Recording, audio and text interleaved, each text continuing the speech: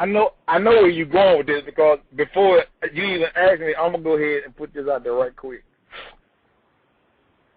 I got emailed. Somebody emailed me and they said, Jack, they said, did you see this? Did you hear about this promo that Devon did about you? And I was like, no. I said, what is it? So they emailed it to me, and I listened to it.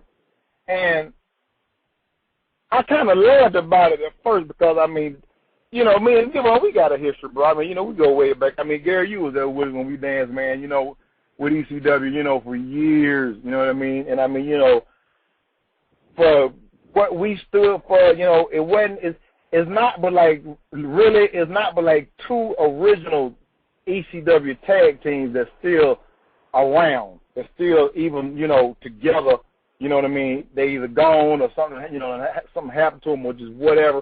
But it's just like, you know, it's the Dudleys and the Gangsters. You see what I'm saying? And where I'm going with this is he was talking about he would do anything he could to help me get in TNA, but then he turned back around and he said, I talked about him and he's talked about me, we've done DVDs, whatever. But then he went personal with it and he said, well, you know, Jack know me and it was something about Tupac and Biggie. He like, I like Tupac, he like Biggie. I'm like, okay, those were rappers.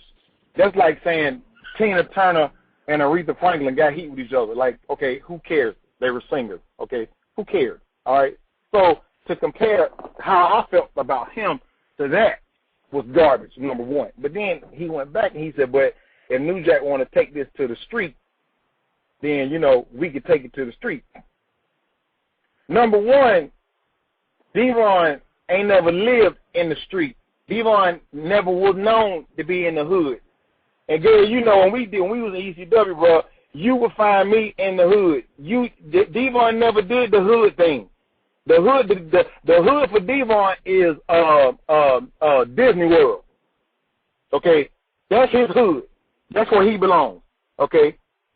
Now, you come down on 13th Street off of 1792. That's the hood where we live. You know what I'm saying? Not where I live, but that's where, you know, you might find me down there. You know what I'm saying? So, I mean, don't start trying to play big boy and all of a sudden you're going to start calling me out now because you're bored and you thinking that, okay, well, you know, we can, you know, make some money, but if he wants to go real with this, then, you know, we can take it to the street because, see, the street is not where you want to go with me. You understand? Because, I mean, you know, and it ain't nothing to brag about, but, see, mine speaks for itself. You know what I'm saying? And everything that I've done, it ain't always been like, you know, for play. You know what I mean? And I mean, I know that putting him and Bubba and me and Mustafa in any ring, anywhere, people would pay to see that. At this point in the game, and the way wrestling has changed so much, you know, from 10 years ago, 15 years ago, up until now, you know what I'm saying?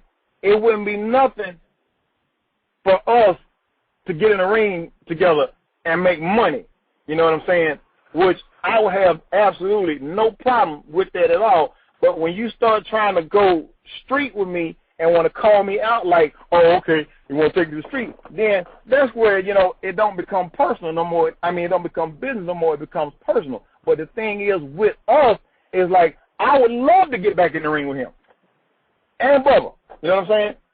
Because, I mean, Gary, you was there with us when we was all doing our thing. You know what I'm saying? You was there with us, bro. And, I mean, you know, the arena wasn't a big building to sell out. You know what I'm saying?